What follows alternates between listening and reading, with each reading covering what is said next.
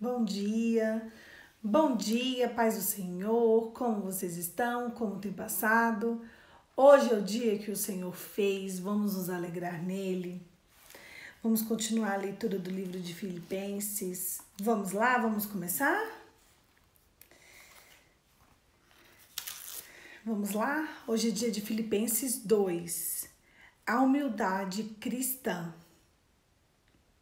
Se por estarmos em Cristo, nós temos alguma motivação, alguma exortação de amor, alguma comunhão no Espírito, alguma profunda afeição e compaixão, completem a minha alegria tendo o mesmo modo de pensar, mesmo amor, um só Espírito e uma só atitude. Nada façam por ambição egoísta ou por vaidade, mas por humildade. Considerem uns aos outros superiores a si mesmos. Cada um cuide não somente dos seus interesses, mas também dos interesses dos outros. Seja a atitude de vocês a mesma de Cristo Jesus, que, embora sendo Deus, não considerou o ser igual a Deus. Era algo que deveria pegar-se, mas esvaziou a si mesmo, vindo ao seu servo, tornando-se semelhante aos homens, e sendo encontrado em forma humana, humilhou-se a si mesmo e foi obediente à morte de cruz. Por isso, Deus o exaltou à mais alta posição e lhe deu o nome que está acima de todo nome, para que ao nome de Jesus se dobre todo o joelho, nos céus e na terra e debaixo da terra, e toda língua confesse que Jesus Cristo é o Senhor. Para a honra e glória de Deus Pai, brilhando como estrelas. Assim, meus amados, como sempre vocês obedeceram, não apenas na minha presença, porém, muito mais agora na minha ausência, ponham em ação a salvação de vocês com temor e tremor, pois é Deus quem efetua em vocês tanto querer quanto realizar, de acordo com a boa vontade dele. Façam tudo sem queixas, sem discussões, para que venham tornar-se puros e irrepreensíveis, filhos de Deus inculpáveis, no meio de uma geração corrompida e depravada, no qual vocês brilham como estrelas no universo, retendo firmemente a palavra da vida. Assim, no dia de Cristo eu me orgulharei de não ter corrido e nem ter me esforçado inutilmente. Contudo, mesmo que eu esteja sendo derramado como oferta de bebida sobre o serviço, porém, da fé que vocês têm, o sacrifício que oferecem a Deus, estou alegre e me regozijo com todos vocês. Estejam vocês também alegres e se regozijem comigo. Timóteo e Epafrodito. Meu Deus, vamos soletrar aqui. Epafrodito. É isso aí. Espero no Senhor Jesus enviar-lhes Timóteo brevemente para que eu também me sinta animado. Quando receber notícias de vocês, não tenho ninguém como ele, tenha interesse sincero pelo bem que está em vocês, pois todos que buscam seus próprios interesses, não os de Cristo, mas vocês sabem que Timóteo foi aprovado porque serviu comigo no trabalho do Evangelho, como um filho do lado do seu pai. Portanto, é ele quem espera enviar. Logo certifique da minha situação, confirmando no Senhor, em breve também poderei ir. Contudo, penso que será necessário enviar-lhes volta de Epafrodito, meu irmão cooperador, companheiro de lutas, mensageiro que vocês enviaram para atender às minhas necessidades, pois ele tem saudade de todos vocês e está angustiado porque ficaram sabendo que ele esteve doente. De fato, ficou doente e quase morreu, mas Deus teve misericórdia dele, não somente dele, mas também de mim, para que eu não tivesse tristeza sobre tristeza. Por isso, logo que eu enviei, para quando virem novamente, fiquem alegres e eu tenha menos tristeza. E peço que vocês recebam o Senhor com grande alegria, homens como este, porque quase morreu por amor à causa de Cristo, arriscando a sua vida para suprir a ajuda que vocês não podiam dar. O texto de Filipenses capítulo 2, ele fala muito sobre a fé, sobre o comportamento, sobre como nós precisamos de estar em Cristo, independente dele. Me fez lembrar uma história que eu fiquei sabendo ontem, eu fiquei muito impactada e muito feliz também com o comportamento daquela senhora. Uma seguidora me disse que tinha uma senhora na cidade da mãe dela, que ela... Eu até postei nos stories isso, eu fiquei muito impressionada. Que ela conheceu um rapaz na igreja e toda empolgada com o rapaz, e ele era todo falante, todo conquistador, e ela se apaixonou por ele. E ali ela decidiu se casar com ele, nada mais natural, né? E ela vai no dia do casamento, toda linda, convidados, festa, cerimônia, docinho, salgadinho, vestido de noiva, meu Deus, todo mundo arrumado, maquiado, de cabelo escovado. E ela entrou no altar, tananã, tananã, tananã, e entra no altar. E quando ela chega no altar, recebe um beijo do amado dela. E ele fala assim, você tá vendo essa igreja? Você olha bastante esses convidados, que a partir de agora você nunca mais vai pisar numa igreja.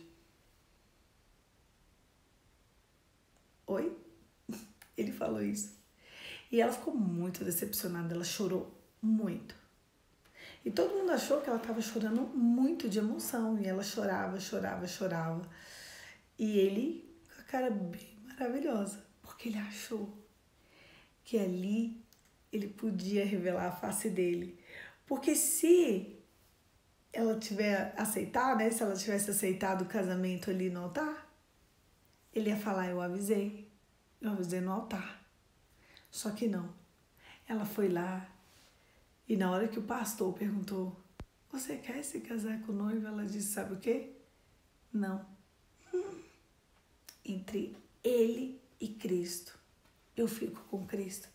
Eu sei que ainda dá tempo de dizer não. Ela virou para a igreja e ela falou, quando eu fui recebida aqui por ele, ele disse isso, isso, isso. E entre ele e Cristo, eu faço a minha escolha por Cristo. E ela não casou com ele. Meu Deus, que coisa linda. Quem é que tem coragem de fazer isso? Quem aqui teria coragem? Se mais mulheres tivessem coragem de fazer isso, as coisas não estavam do jeito que estão. Se mais mulheres na hora do sim falassem não, eu prefiro ficar sozinha, estar do lado do meu Deus, a estar com você e viver uma vida de fracasso espiritual, uma vida de peleja, de batalha. E ali ela terminou um casamento no altar. Por causa e por amor a Cristo. Eu quero saber o que você tem feito por causa de Cristo e por amor a Cristo. Onde está o teu coração agora? Onde está o meu coração? O que eu tenho feito por amor a Cristo? O que eu tenho me derramado por amor ao meu Deus? Aqui ele começou a falar sobre sermos irrepreensíveis, que o nosso amor ao Senhor precisa ser irrepreensível.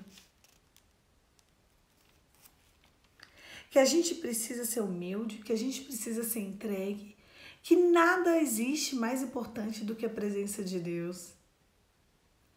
E ali na hora do altar, aquela mulher teve uma prova de vida. E ela falou, casamento é coisa séria.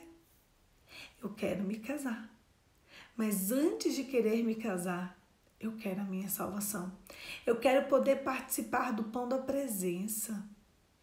Eu quero estar em Cristo, por causa de Cristo. Ou o meu casamento é um casamento segundo o coração de Deus, ou eu não quero. Se você tivesse feito isso no altar, o teu casamento é um casamento segundo o coração de Deus ou não é? Talvez as coisas não estivessem do jeito que estão.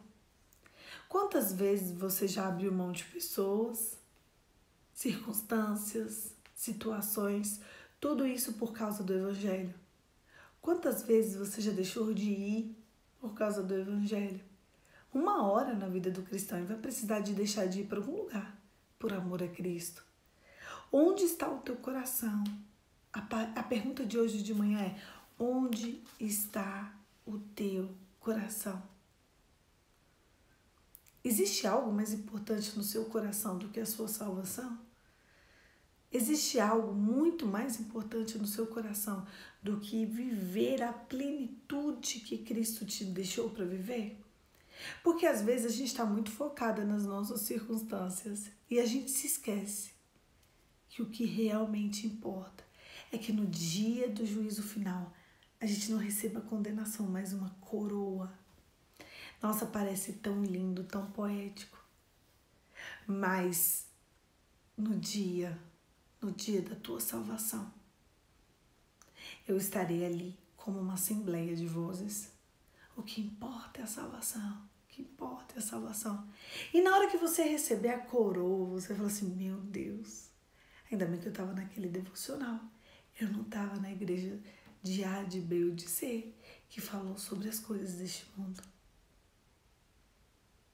Porque se um cristão não pregar a vida eterna, não focar sua existência na salvação, ele não é um cristão. O ponto-chave da minha e da sua vida, do meu e do seu cristianismo, precisa ser a nossa salvação. E como a gente vai se comportar aqui na terra vai determinar muita coisa lá no céu.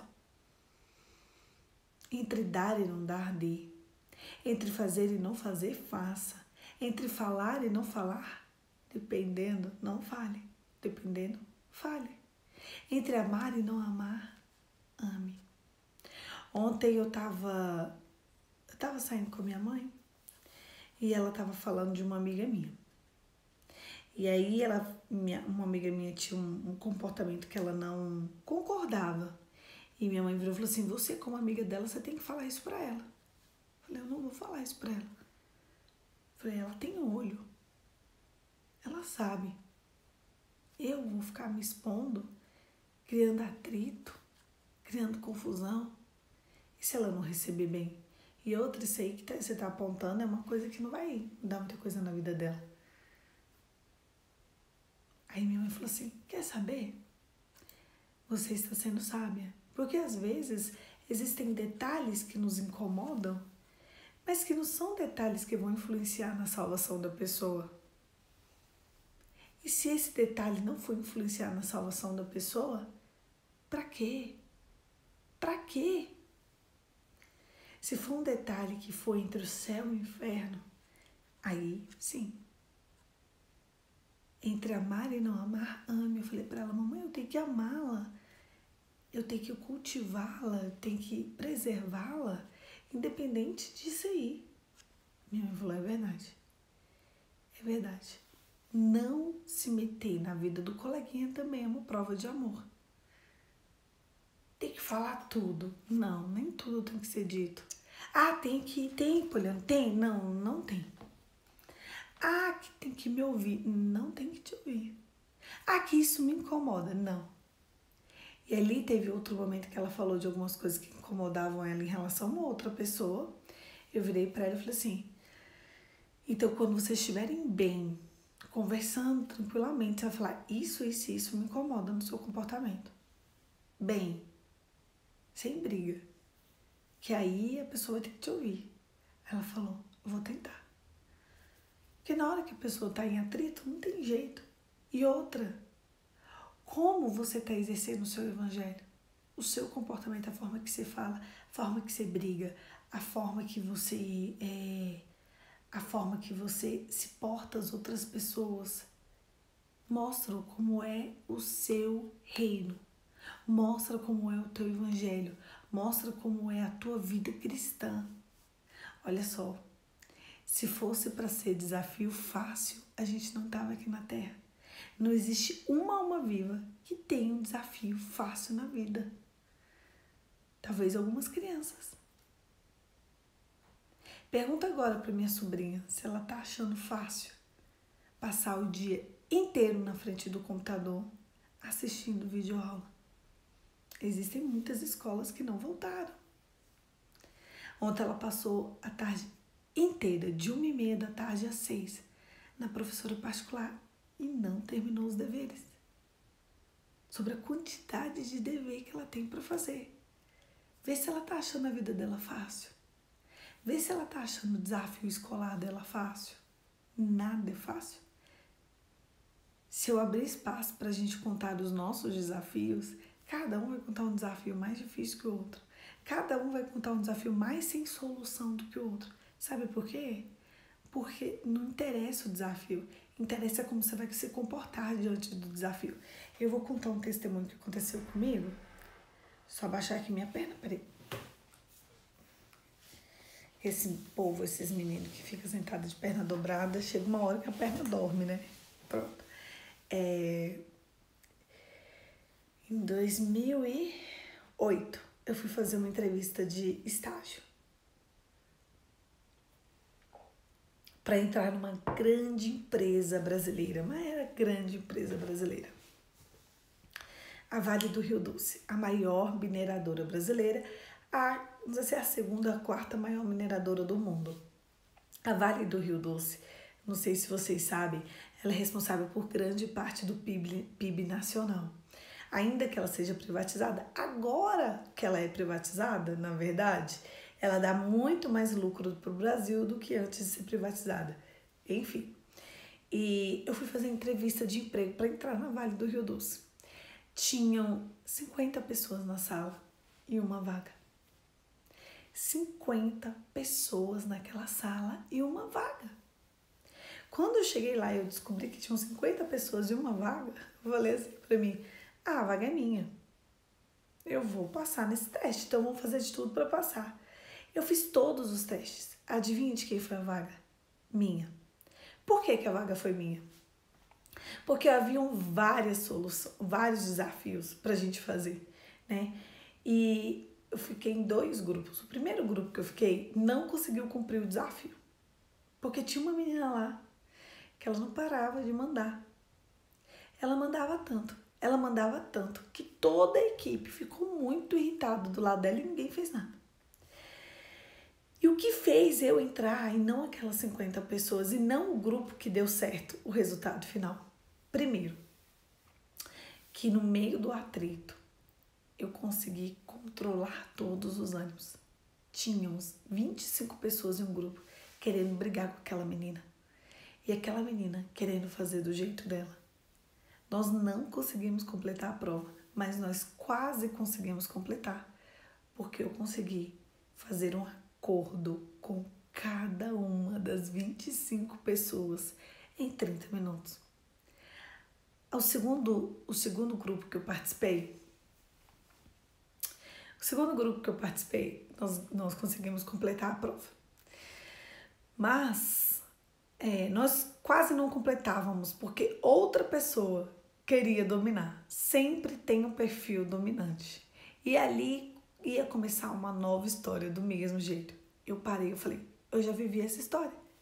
E no grupo de lá, nós não completamos. Quem é que estava no grupo? As pessoas, eu. Falei, você já tem essa história. E eu falei, olha, ou todo mundo tenta e cada um faz um pedacinho, ou isso não vai dar certo. E eu lembro que a gente ali acordou e a gente conseguiu completar nos últimos segundos, porque eu fui eleita a líder. Então, eu tinha o poder de decidir. E no final das contas, eles me opinavam. Então, eu aceitava a opinião e a gente fazia rápido. E quando não dava certo, eu já mudava a estratégia. Então, a gente conseguiu. E o outro grupo não conseguiu resolver a prova. E eu não fui selecionada, não foi porque eu consegui resolver uma prova. Foi porque nas 2 situações eu consegui fazer um acordo com todas as partes. Foi porque nas 2 situações o destaque que eu tive foi um destaque sobre relações interpessoais. Eram 50 pessoas e uma vaga. No final, a gente fez uma prova de português, e eu lembro que eu gabaritei essa prova de português. Fizemos uma prova escrita de inglês, também fui bem na prova escrita de inglês. E depois fizemos entrevistas individuais em inglês. E ali naquelas entrevistas individuais em inglês eu tava bem nervosa. Eu conseguia entender tudo que eles me perguntavam, mas eu não conseguia falar corretamente tudo que eu queria falar de tanto que eu tô nervosa. Então, os meus entrevistadores viraram para mim e falaram assim, você tem noção do que a gente tá falando? Eu falei, tenho. Ele, então fala em português. Então, eles falavam e eu traduzia, eu fazia tradução simultânea. E aí, eles falavam, fala, e eu falava algumas coisas e eu me embaralhava e tudo. E eles falaram assim, ó, a gente tá percebendo que você sabe muito pela sua prova escrita, pelo tanto que você tá traduzindo, mas você não tá falando corretamente. Eu falava, eu tô nervosa, eu não tô conseguindo me desenvolver. E eles falaram assim, você sabe que você foi uma das melhores? Eu falei, não. E aí eles me explicaram, eles falaram assim, se a sua prova dependesse da sua próxima frase, eu queria que você falasse uma frase com calma. Vamos conversar. E ali, depois que eles me garantiram que eu tava bem, eu conversei por uns 2 ou 3 minutos. E aqueles 2 ou 3 minutos que foram, né, imprescindíveis para eu poder entrar. E foi, o contrato foi de fato meu. E ali eu trabalhei na Vale e eu conheci pessoas incríveis, 2 das minhas melhores amigas, e são de lá daquela época até hoje. E eu sou muito feliz. Isso já fazem 14 anos. E o que me fez entrar ali não foi eu ser a melhor. Tinham pessoas melhores do que eu. Não foi eu ser uma exímia pessoa que falava inglês, porque eu me bananei toda na hora da entrevista em inglês. Toda. Eu só consegui falar inglês 2 minutos. Isso é muito pouco para uma entrevista. Eles queriam conversar assim 10, 15 minutos em inglês. E eu não consegui. A minha prova de inglês eu devo ter acertado ali uns 70%. Isso não é suficiente para uma pessoa entrar numa empresa como essa. Português eu acertei tudo, porque afinal de contas eu lido com português, sempre lidei com português, eu sempre fui a melhor aluna de português, mas se tivesse uma matemática ali eu tava no sal. Mas o que me fez entrar foi como eu resolvi todos os conflitos. E você sabe o que de fato me fez entrar? Eles acham que era uma característica pessoal. O que de fato me fez entrar foi conhecer as escrituras. De verdade. Conhecer a palavra de Deus naquela época. Em 2008, eu já li a Bíblia todos os dias. Naquela época, em 2008, eu ia para todos os cultos abertos. Eu sou da mesma igreja há uns 17 anos, da mesma igreja. Mas eu era de outras igrejas antes.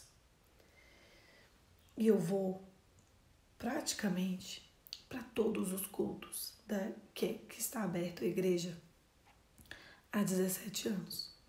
Eu não perco um culto. Eu só não vou quando eu estou em alguma recuperação cirúrgica, quando eu estou viajando, alguma coisa assim. Mas eu estou em Brasília. A minha prioridade é ir para a casa do Senhor. E foi essa característica de passividade, de humildade, de amor. Eu lembro que a menina gritou comigo. Em vez de eu gritar com ela, eu estendi o amor. E eles estavam nos observando em uma câmera. Que a sala não tinha ninguém. Como você se comporta quando ninguém vê? Havia uma câmera ali. E aquela câmera captou todo o meu comportamento. Tinham psicólogos, tinham psiquiatras, tinham responsáveis, por fazer o processo seletivo, tinha um chefe que iria me acompanhar e todos eles foram unânimes que a característica de suportar pressão, ela faria de mim uma grande profissional ali dentro da empresa. E eu precisei suportar muita pressão ali dentro da Vale.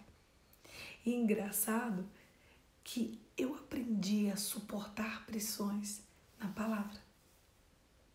Eu só falei ali, eu só fui ali o que eu sou na palavra.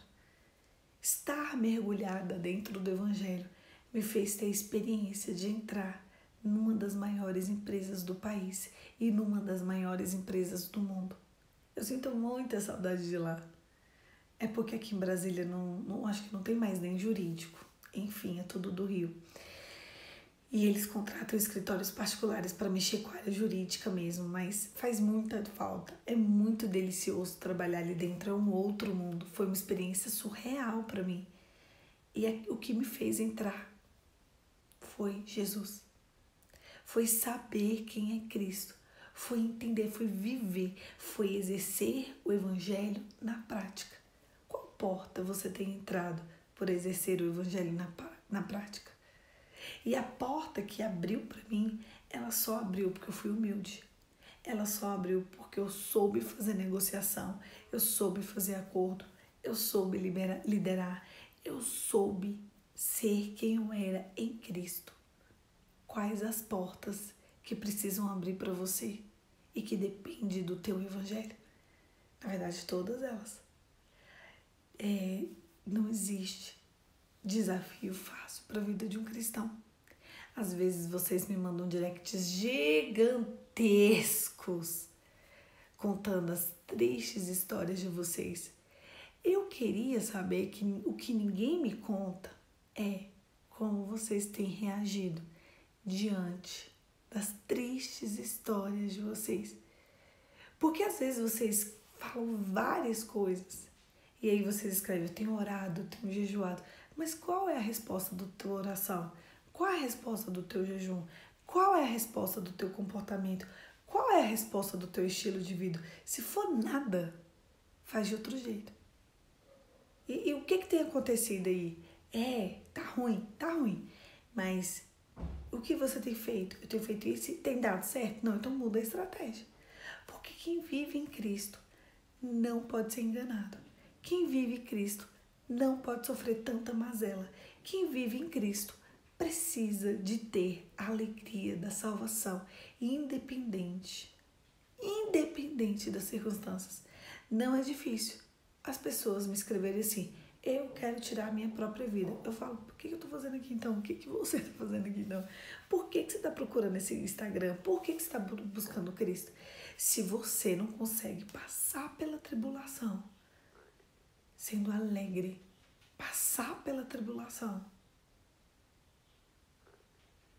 com o evangelho, passar pela tribulação, sabendo que existe um Deus que tudo vê, tudo escuta, tudo nota, tudo repara. O problema é que você e eu, talvez, a gente queira fazer justiça com as nossas mãos.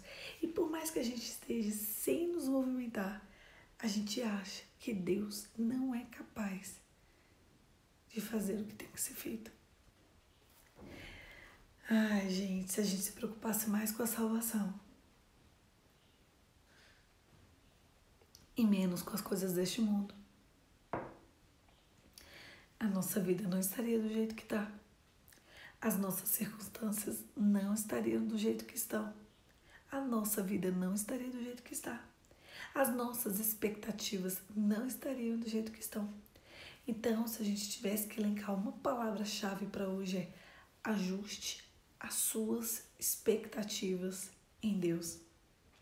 Não espere em pessoas aquilo que só o Senhor pode te dar. Porque se você colocar a sua expectativa em pessoas, eu te garanto, isso é idolatria. Isso é idolatria. O teu cônjuge, o teu companheiro, o teu filho, tua filha, teu vizinho, teu primo, teu tio, teu conhecido, eu inclusive. Ninguém, nada pode ser maior do que compartilhar o pão da presença na terra e entrar no reino dos céus com hinos e ação de graça. Tudo isso não vai fazer sentido nenhum se você não vencer. Nenhum. Nada do que está acontecendo aqui na sua vida vai fazer sentido se você e eu não seguirmos firme. Quem quer vir após mim, negue-se a si mesmo, tome sua cruz e me siga. Como você tem se comportado diante das divergências? Como você tem se comportado diante das afrontas? Você vai desistir? Isso não é evangelho. O evangelho, ele morreu numa cruz, ele se entregou e ele foi até o fim. A única forma da gente escolher quem está do nosso lado é se aquela pessoa tem capacidade de se entregar por você. Eu fui na casa de uma amiga resolver umas demandas com ela. E ela virou para mim e falou assim: meu Deus, eu sou tão impressionada com a sua entrega. Eu fiquei pensando, que bom. Porque uma pessoa que não tenha de você uma entrega, ela não tem você. Se você não é capaz de vivenciar, ajudar a sarar a dor do outro, se você não é capaz de ir até o fim em todas as suas circunstâncias, o que você vai ser capaz de fazer? O Evangelho é sobre erguer os ombros e seguir em frente. Simples assim. As suas decisões precisam ser baseadas depois do seu devocional. O mesmo Espírito que ressuscitou Jesus entre os mortos, ele vai te conduzir ao caminho. Mas não é só o caminho terreno, não. É o caminho da vida eterna. Não duvide. Feche os seus olhos e vamos orar. Pai, em nome de Jesus, te louvamos porque o Senhor é bom e porque as tuas misericórdias se renovam a cada manhã. Muito obrigada por estar conosco todos os dias, ainda que não saibamos, ainda que não mereçamos, ainda que não queiramos. O Senhor está conosco todos os dias. Nos ajude, Pai, nos ajude a ir pelo caminho que nos leva à porta do céu. Porque estar em Deus e diante de Deus é o ato mais importante da nossa vida. Em nome de Jesus. Amém. Amém, queridos. Não se esqueçam. O que eu e você precisamos nos preocupar todos os dias é com a nossa salvação. Seja como aquela menina do início da história que teve que abrir mão de um casamento na hora do sim do altar por estar em Cristo. Seja do exemplo que eu dei da minha vida, que precisei exercer a humildade, a liderança e o amor em meio a um covil de leões que queriam uma única vaga. Seja no seu desafio, seja nos meus desafios de hoje, nós precisamos, acima de tudo, resplandecer a glória de Deus. Sabe, uma das características do morador do céu é que ele é justo. Deus espera que você haja com justiça nas suas circunstâncias, ainda que essa justiça não seja muito justa para você. Seja uma pessoa justa. Na hora de um divórcio, na hora de uma separação, eu consigo ver exatamente quem é uma pessoa justa ou não. Porque na hora do divórcio e da separação, a pessoa quer o máximo de coisas para ela. Só que ali naquele conflito, naquela dor, naquela intensidade, é nítido ver quem é o corajoso, quem é o justo do injusto, o santo do profano, o que quer tudo e o que abre mão de tudo por paz. Quem quer paz, quem quer guerra. Eu gosto muito de fazer divórcio. Meu Deus, você gosta de fazer divórcio? Não é que eu gosto do fim do casamento. Eu gosto de ver o comportamento das pessoas. Eu gosto de analisar quem abre mão e quem não abre. Quem vai até o fim e quem faz o que tem que ser feito. Quem acha que está em vantagem e quem acha que está em desvantagem. Quem acha que o que importa é o que a pessoa tem aqui e quem acha que o que importa é a paz. É muito interessante ver isso. Eu amo observar as pessoas, eu amo observar como as pessoas agem e reagem. Tá tudo bem. Na hora do divórcio ela quer tudo. Na hora da pensão ela quer uma pensão bem alta. Ela acha que é uma indenização por tudo que ela passou. Sendo que o Evangelho é negar a si mesmo, carregar a tua cruz e seguir. Pense nisso. Um beijo, fica com Deus e até amanhã. Amanhã, 5h45, sexta-feira, estaremos aqui de novo. Hoje é feriado. Hoje é feriado, dia de Corpus Christi. Hoje é um dia de você descansar, de estar com a sua família, né? Tá todo mundo dentro de casa, quer dizer, algumas pessoas ainda estão dentro de casa, eu estou. Então, para mim não vai ter tanta diferença assim, mas querendo ou não, hoje é um dia, né, para você descansar um pouquinho, para você estar em família. Hoje o online aí das pessoas, né, não tá funcionando tanto. E hoje é um dia de olhar para o outro, de perceber as pessoas da sua casa. Ontem minhas irmãs deixaram as crianças aqui e uma estava trabalhando e outra foi para academia. E ali eu fiz o jantar, lavei louça, arrumei o prato de cada um, eles já tinham jantado. E aí eu vi que eles estavam correndo demais na casa e estava tarde. Eu falei assim, sentem no chão, em cima da almofada, que eu vou sentar com vocês e nós vamos brincar de massinha. E ali, tia, a gente sentou no chão e brincou de massinha.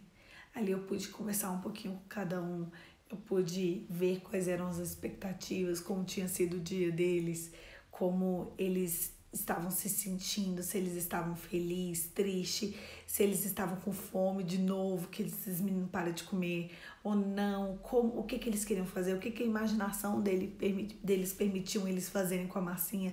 E ali a gente brincou até minha irmã chegar. E eu pude perceber o quanto ser humano precisa de ser humano. Então hoje é um dia que você tem que ser humano e esquecer as suas demandas e se entregar por quem está do seu lado. Não se esqueça disso. Um beijo. Fica com Deus e até amanhã.